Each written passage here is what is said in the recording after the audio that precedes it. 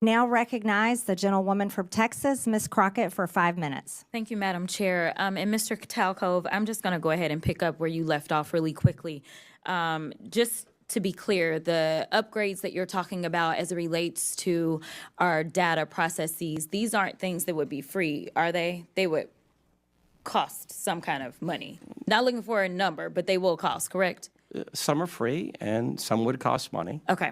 All right. So I just want to leave it there because we've had a number of these hearings. So I do want to be clear, before the Trump administration came in, this committee did exist in the form of the Oversight Committee, and our task is to root out waste, fraud, and abuse. In that vein, we had a number of hearings, at least last term. I can't speak for any other term as I'm only in my sophomore term, and we dealt with improper payments. And interestingly enough, our chairwoman, who is so passionate about this today, she missed every single one of those improper payment hearings. But just to be clear, I was there, so I don't want anyone to believe that Democrats just come to work and don't plan to do work.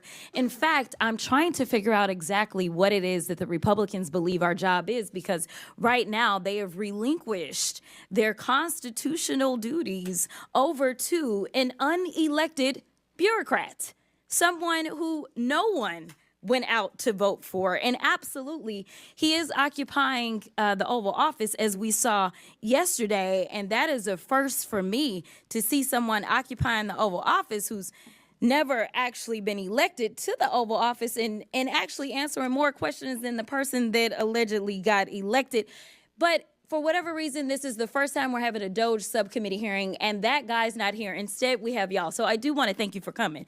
But I will say this. It's also interesting to me that in the first few days of Doge existing, we know that they are trying to get rid of the Department of Education, USAID, Consumer Financial Protection Bureau. They're laying off FAA workers. They are going after the FDA, the CDC, the HHS, the FBI agents, and they're talking about getting rid of FEMA. And they brought y'all in. And I am going to say that I actually was shocked that there was only one person that seemed like he was an overt Trumper as you laid out your opening remarks, because I anticipated that at least one of y'all would say, yes, what Elon is doing is exactly what we would prescribe. But instead, I will applaud you because you actually were focused. You talked about what the American people are looking for us to do. We've actually consistently on this side of the aisle promoted this idea of making investments into technology so that we can do things such as, say, look at the Department of Defense. The Department of Defense that takes up approximately 50% of our discretionary income, or our discretionary spending.